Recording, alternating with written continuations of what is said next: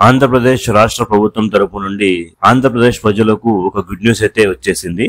అదేంటంటే ration card లో మనం ఇప్పుడు 7 రకాల సర్వీసెస్ కోసం అయితే అప్లై చేసుకోవచ్చు. అవి ఏవి అంటే, ఒకటి కొత్తగా రేషన్ కార్డు కోసం అప్లై చేసుకోవచ్చు, రెండవది రేషన్ కార్డు లో మనం మెంబర్ ని యాడ్ చేసుకోవచ్చు, మూడవది రేషన్ కార్డు నుంచి మెంబర్ ని డిలీట్ చేసుకోవచ్చు, నాలుగవది రేషన్ కార్డు అనేది మనం సపరేట్ గా అయితే స్ప్లిట్టింగ్ అయితే చేసుకోవచ్చు, ఇక ఐదవది రేషన్ కార్డు లో మనం అడ్రస్ చేంజ్ చేసుకోవచ్చు, ఇక ఆరవది రేషన్ కార్డు ని సరెండర్ చేసుకోవచ్చు, ఇంకా ఏడవది మన రేషన్ కార్డు లో మన ఆధార్ కి సంబంధించిన తప్పులు ఉంటే దాన్ని చేంజెస్ కూడా చేసుకోవచ్చు. సో ఈ వీడియోలో నేను మీకు ఈ 7 సర్వీసెస్ కి సంబంధించిన ఫుల్ డీటెయిల్స్ అయితే ఎక్స్ప్లెయిన్ చేస్తాను. అంటే మీరు ఒకవేళ రేషన్ కార్డ్ కోసం అప్లై చేయాలంటే మీకు ఏ డాక్యుమెంట్స్ అవసరం ఉంటాయి, దాని యొక్క ప్రాసెస్ ఎలా ఉంటుంది, అదే విధంగా మెంబర్ ని యాడ్ చేయాలంటే దానికి డాక్యుమెంట్స్ ఏ అవసరం ఉంటాయి, దానికి సంబంధించిన అప్లికేషన్ ఎలా ఉంటుంది, ఇలా ఈ 7 సర్వీసెస్ సంబంధించిన మొత్తం వివరాలు మీకు ఫుల్ డీటెయిల్ గా అయితే ఎక్స్ప్లెయిన్ చేస్తాను. సో వీడియోని అయితే ఎక్కడ స్కిప్ చేయకుండా చివరి దాకా అయితే చూడండి. కొత్త రేషన్ కార్డుల జారీపై పౌర సరఫరాల శాఖ మంత్రి నాదెండ్ల మనోహర్ అయితే కీలక ప్రకటన చేశారు.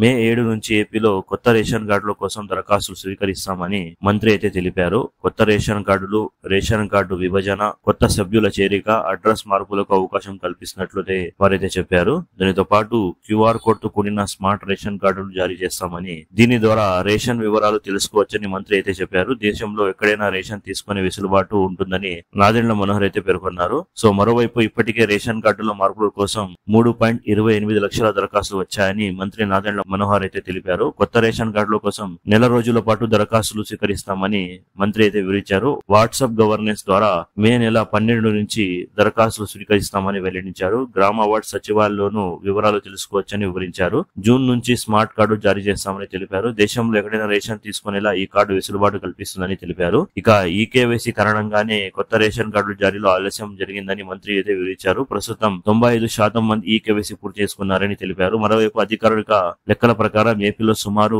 1.50 లక్షల మంది కొత్త రేషన్ కార్డు జారీ చేయాల్సి ఉందని అంచనా అయితే వేశారు. ఇక మరోవైపు క్యూఆర్ కోడ్ తో స్మార్ట్ రేషన్ కార్డులను ఏపీ ప్రభుత్వం జారీ చేయనుంది. 4.24 కోట్ల మందికి స్మార్ట్ రేషన్ కార్డు జారీ చేయనున్నారు. జూన్ నుంచి స్మార్ట్ రేషన్ కార్డు అందిస్తారు. ఈ స్మార్ట్ రేషన్ కార్డుపై కుటుంబ సభ్యుల పేర్లు అన్ని కనిపించేలా ముద్రిస్తారు. అలాగే ఈ కార్డుపై ఉన్న క్యూఆర్ కోడ్ స్కాన్ చేస్తే గత 6 నెలలుగా తీసుకున్న రేషన్ వివరాలు కనిపిస్తాయి. అలాగే దేశంలో ఎక్కడైనా రేషన్ సరుకులు తీసుకునేలా ఈ స్మార్ట్ రేషన్ కార్డు ఉపయోగించబడుతుందని, ఇక ఈకేవైసీ పూర్తి అయిన కొత్త స్మార్ట్ రేషన్ కార్డుల కోసం దరఖాస్తు చేయాల్సిన అవసరం లేదని మంత్రి నాదెండ్ల మనోహర్ అయితే తెలిపారు. సో నెక్స్ట్ మనం రైస్ కార్డ్ కి సంబంధించిన 7 సర్వీసెస్ గురించి ఫుల్ డీటెయిల్ గా అయితే తెలుసుకుందాం. ముందుగా న్యూ రైస్ కార్డ్, అంటే ఈ ఆప్షన్ ద్వారా ఎవరైతే కొత్తగా రేషన్ కార్డ్ కోసం అప్లై చేయాలనుకుంటున్నారో వారు అయితే ఈ ఆప్షన్ ద్వారా కొత్తగా రైస్ కార్డ్ కోసం అప్లై చేసుకోవచ్చు. కాకపోతే ఈ రైస్ కార్డ్ ని అప్లై చేసే ముందు వాళ్ళు కొన్ని విషయాలు అయితే గుర్తు పెట్టుకోవాలి. వాళ్ళు గనక ఈ విషయాలు ఫాలో అయినట్లయితే ఖచ్చితంగా వాళ్ళకు రైస్ కార్డ్ అయితే జారీ చేయడం జరుగుతుంది. ముందుగా ఎవరైతే కొత్తగా రేషన్ కార్డ్ కోసం అప్లై చేస్తున్నారో వారు ఎవరి రేషన్ కార్డ్ లో కూడా ఉండకూడదు. ఒకవేళ ఉంటే వాళ్ళు ఆ రేషన్ కార్డ్ నుంచి డిలీట్ అవ్వాల్సి ఉంటుంది. అప్పుడే వీరు ఈ కొత్త రేషన్ కార్డ్ కోసం అప్లై చేసుకోవచ్చు. ఇక రెండవది, వారు ఖచ్చితంగా, అంటే ఎవరైతే కొత్త రేషన్ కార్డ్ కోసం అప్లై చేస్తున్నారో వాళ్ళు ఖచ్చితంగా ఆంధ్రప్రదేశ్ నివాసై ఉండాలి. వాళ్ళ ఆధార్ కార్డ్ లో ఆంధ్రప్రదేశ్ కి సంబంధించిన వివరాలే ఉండాలి. దానితో పాటు వాళ్ళ ఆధార్ కార్డ్ లో ఏ ఏరియా, ఏ వార్డ్ కి సంబంధించిన అడ్రస్ ఉంటుందో ఆ వార్డ్ కి సంబంధించిన సచివాలయంలో వాళ్ళు మ్యాపింగ్ అయి ఉండాలి. అంటే ప్రజా సాధికార సర్వేలో వాళ్ళ పేరు కూడా యాడ్ అయి ఉండాలి. అప్పుడు మాత్రమే వాళ్ళు కొత్తగా రేషన్ కార్డ్ కోసం అప్లై చేసుకోవచ్చు. ఇక మూడవది, వారు రేషన్ కార్డ్ కోసం అప్లై చేసేటప్పుడు వాళ్ళ ఆధార్ కార్డ్ లో ఏదైతే అడ్రస్, అంటే ఏ వార్డ్ కి సంబంధించిన అడ్రస్ ఉంటుందో ఆ వార్డ్ కి సంబంధించిన సచివాలయంలో మాత్రమే అప్లై చేసుకోవాలి. వాళ్ళు ఆధార్ కార్డ్ లో ఒక అడ్రస్, అదే విధంగా వాళ్ళు అప్లై చేస్తున్నది వేరే వార్డ్ లో అయితే వాళ్ళకు రేషన్ కార్డ్ అయితే రాదు. ఎందుకంటే వాళ్ళు మ్యాపింగ్ అనేది వాళ్ళ ఆధార్ కార్డ్ లో ఏదైతే అడ్రస్ ఉంటుందో ఆ అడ్రస్ లో మాత్రం మ్యాపింగ్ ఉంటుంది. కాబట్టి వాళ్ళు ఖచ్చితంగా వాళ్ళ ఆధార్ కార్డ్ లో ఉన్న వార్డ్ సచివాలయంలో మాత్రమే అప్లై చేసుకోవచ్చు. సో ఎవరైతే కొత్తగా రేషన్ కార్డ్ కోసం అప్లై చేస్తున్నారో వారు ఈ విషయాన్ని అయితే గుర్తుపెట్టుకోండి. ఇక రెండవది మెంబర్ అడిషన్, అంటే రైస్ కార్డ్ లో మనం ఎవరినైనా యాడ్ చేయాలంటే ఈ సర్వీస్ ద్వారా యాడ్ చేసుకోవచ్చు. సో ఈ రైస్ కార్డ్ లో యాడ్ చేసేవారు కూడా కొన్ని విషయాలు అయితే తెలుసుకోవాలి. మొదటిది, ఒకవేళ మనం చిన్న పిల్లల్ని యాడ్ చేస్తున్నట్లయితే వారికి సంబంధించిన బర్త్ సర్టిఫికేట్ అయితే మన దగ్గర ఖచ్చితంగా అయితే ఉండాలి. ఇక రెండవది, ఒకవేళ పెళ్లిన తర్వాత పెళ్లి కూతురికి, అంటే భార్యకి వాళ్ళ రేషన్ కార్డ్ లో యాడ్ చేయాలనుకుంటే వాళ్ళకి ఖచ్చితంగా మ్యారేజ్ సర్టిఫికేట్ అయితే ఉండాలి. దానితో పాటు ఎవరైతే వధువు ఉంటారో వాళ్ళ ఆధార్ కార్డ్ లో వాళ్ళ భర్త నేమ్ అయితే అప్డేట్ అయి ఉండాలి. దానితో పాటు భర్త అడ్రస్ కూడా అప్డేట్ అయి ఉండాలి. సో ఇవి రెండు ఉంటేనే వారు ఈజీగా అయితే రేస్ కార్డ్ లో యాడ్ అయితే చేసుకోవచ్చు.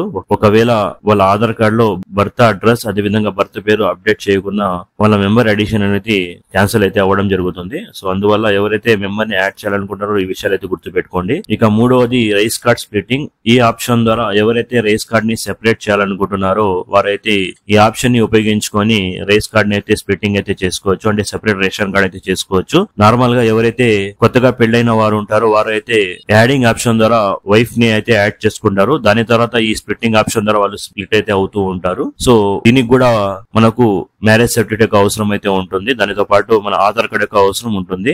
అదే విధంగా మనకు అప్లికేషన్స్ యొక్క అవసరం కూడా పడుతుంది. సో మీకు ఈ 7 సర్వీసెస్ కి సంబంధించిన అప్లికేషన్స్ మీకు మన వెబ్సైట్ లో అయితే దొరుకుతుంది. www.teluguread.com లో మీకు మన వెబ్సైట్ యొక్క లింక్ వీడియో డిస్క్రిప్షన్ లో కూడా దొరుకుతుంది. అక్కడి నుంచి కూడా మీరు మన వెబ్సైట్ లోకి వెళ్లి మీకు కావాల్సిన అప్లికేషన్ అక్కడి నుంచి డౌన్లోడ్ చేసుకోవచ్చు. ఇక 4వది మెంబర్ డిలీషన్. సో చాలా మంది చనిపోయినా కూడా వాళ్ళ రేషన్ కార్డ్ లో ఆ మెంబర్ ని అలానే పెట్టుకొని ఉంటారు. సో ఇలా పెట్టుకున్న వారికి ఫ్యూచర్ లో పెన్షన్ కోసం అప్లై చేస్తున్నప్పుడు ప్రాబ్లం అయితే అవుతుంది. సో అందువల్ల ఎవరైనా ఎక్స్పైర్ అయిన వాళ్ళు మీ రేషన్ కార్డ్ లో ఉంటే ఈ ఆప్షన్ యూజ్ చేసుకుని వాళ్ళ యొక్క డెత్ సర్టిఫికేట్ ని పెట్టి ఆ మెంబర్ ని అయితే డిలీట్ చేసుకోవచ్చు. ఇక 5వది ఆధార్ సీడింగ్ కరెక్షన్. అంటే సో చాలా మందికి వాళ్ళ పేరు అయితే చూపిస్తూ ఉంటుంది, కానీ వాళ్ళ ఆధార్ కార్డ్ అనేది రేషన్ కార్డు తప్పుగా అయితే యాడ్ అయి ఉంటుంది. అలాంటి వారికి కేవైసీ చేసేటప్పుడు ఇబ్బంది అయితే అవుతూ ఉంటుంది. సో అలాంటి వారు వాళ్ళ యొక్క ఆధార్ కరెక్షన్ అయితే చేసుకోవచ్చు ఈ ఆప్షన్ ద్వారా. సో దీనికి కూడా మనకు మన ఆధార్ కార్డ్ యొక్క అవసరం పడుతుంది. అదే విధంగా రేషన్ కార్డ్ యొక్క అవసరం పడుతుంది. దీంతో పాటు మనకు ఒక అప్లికేషన్ యొక్క అవసరం పడుతుంది. సో అప్లికేషన్ అనేది మీకు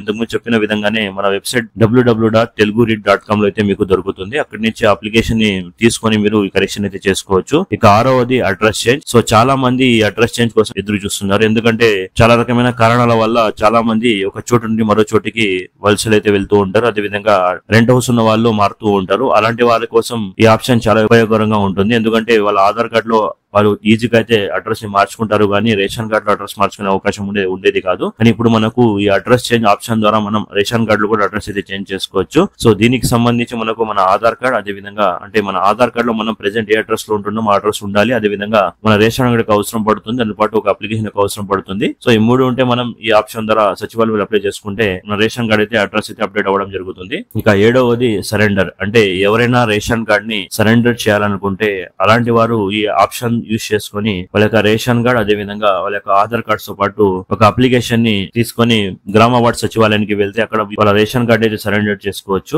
ఇక ఈ సర్వీస్ ని ఎక్కడ అప్లై చేయాలి అంటే మీ వార్డ్ కి సంబంధించిన సచివాలయం ఉంటుంది కదా, ఆ సచివాలయానికి వెళ్లి మీరు ఈ సర్వీసెస్ కోసం అప్లై చేసుకోవచ్చు. ఇక మీకు ఇంకా డౌట్స్ ఏమైనా ఉంటే కామెంట్ చేయండి. రేస్ కార్డ్ కి సంబంధించి మీ కామెంట్స్ కి తప్పకుండా రిప్లై అయితే ఇవ్వడం జరుగుతుంది. సో దానితో పాటు మీకు కన్ఫ్యూజ్ అవ్వకుండా ఉండడానికి ఏ సర్వీస్ కోసం ఏ అప్లికేషన్స్ యొక్క అవసరం పడతాయో మీకు స్క్రీన్ మీద అయితే చూపించడం జరుగుతుంది. అదే విధంగా మీకు దీనికి సంబంధించిన మొత్తం వివరాలు మన వెబ్సైట్ లో కూడా దొరుకుతాయి. సో అక్కడి నుంచి కూడా మరోసారి మీరు క్లియర్ కట్ గా ఈ ఇన్ఫర్మేషన్ అయితే తెలుసుకోవచ్చు. సో ఇక్కడ చూడవచ్చు మనకు న్యూ రైస్ కార్డ్ కోసం అప్లికేషన్ అదే విధంగా ఆధార్ కార్డ్ యొక్క అవసరం పడతాయి. అదే విధంగా మెంబర్ అడిషన్ కోసం ఏ డాక్యుమెంట్స్ యొక్క అవసరం పడతాయి, స్ప్లిట్టింగ్ కోసం అదే విధంగా అడ్రస్ చేంజ్ కోసం, సరెండర్ కోసం, ఆధార్ కరెక్షన్ కోసం, అదే విధంగా మెంబర్ డిలీషన్ కోసం ఇలా మొత్తం వివరాలు మీకు మన వెబ్సైట్ లో అయితే దొరుకుతాయి. ఐ హోప్ ఈ ఇన్ఫర్మేషన్ మీకు నచ్చిందని అనుకుంటున్నాను. ఇన్ఫర్మేషన్ మీకు నచ్చినట్లయితే ఈ వీడియో మీ ఫ్యామిలీ మెంబర్స్ అలాగే మీ ఫ్రెండ్స్ తో షేర్ చేయడం మర్చిపోద్దు. అలాగే మన ఛానల్ ని తప్పకుండా సబ్స్క్రైబ్ చేసుకోవడం కూడా మర్చిపోద్దు. Thank you.